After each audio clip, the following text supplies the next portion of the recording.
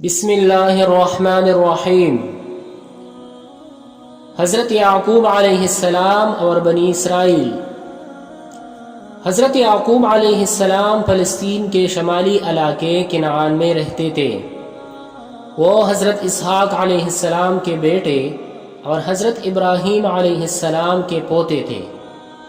حضرت یعقوب علیہ السلام کا مزاج بچپن سے ہی سادہ تھا۔ وہ نیک اور رحمدل انسان تھے، خود بھی نیک کام کرتے اور دوسروں کو بھی تاکید کرتے۔ اللہ تعالیٰ نے حضرت یعقوب علیہ السلام کو اپنا نبی چن لیا۔ جب حضرت یعقوب علیہ السلام نوجوان تھے تو اپنے بڑے چاچا کے پاس کچھ عرصہ کے لیے شہر چلے آئے۔ ایک رات حضرت یعقوب علیہ السلام نے ایک خواب دیکھا۔ اس خواب میں اللہ تعالیٰ نے ان کو اور ان کی اولاد کو عظیم رتبہ ملنے کی خوشخبری دی۔ حضرت یعقوب علیہ السلام چچا کے ہاں رہتے ہوئے ان کی بیڑوں کی رکھوالی کرتے۔ اسی کام میں کافی عرصہ گزر گیا۔ اللہ تعالیٰ نے حضرت یعقوب علیہ السلام کو واپس اسی جگہ لوٹ جانے کا حکم دیا جہاں پہلے ان کے باپ دادا رہتے تھے۔ حضرت یعقوب علیہ السلام کو اللہ تعالیٰ نے 2 بیویوں سے 12 بیٹے عطا فرمائے۔ ان کو اپنے 11ویں بیٹے یوسف علیہ السلام سے بہت پیار تھا۔ انہیں پتہ تھا کہ یوسف علیہ السلام کو بڑے ہو کر اعلیٰ مقام ملے گا۔ حضرت یعقوب علیہ السلام کے یوسف علیہ السلام سے پیار کو دیکھ کر ان کے 10 بڑے بیٹے یوسف علیہ السلام سے حسد کرنے لگے۔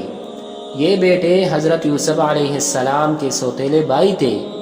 ایک دن ان کے سوتیلے بھائیوں نے اپنے والد سے جھوٹ بولا اور کہا کہ یوسف علیہ السلام کو بھیڑ کھا گیا ہے، اور ان کی خون آلودہ قمیض جس پر بھیڑ کا خون لگا تھا وہ حضرت یعقوب علیہ السلام کو دکھائی۔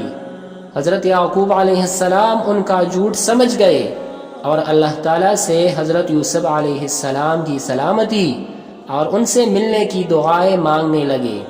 وہ کئی سال تک دعائیں مانگتے اور ان کی یاد میں روتے رہے، یہاں تک کہ ان کی آنکھیں سفید ہو گئی۔ جب یوسف علیہ السلام انہیں دوبارہ ملے تو وہ ملک مصر کے وزیر اعظم بن چکے تھے، اور ان کے حکم پر حضرت یعقوب علیہ السلام اپنے گھر والوں کو لے کر مصر آ گئے۔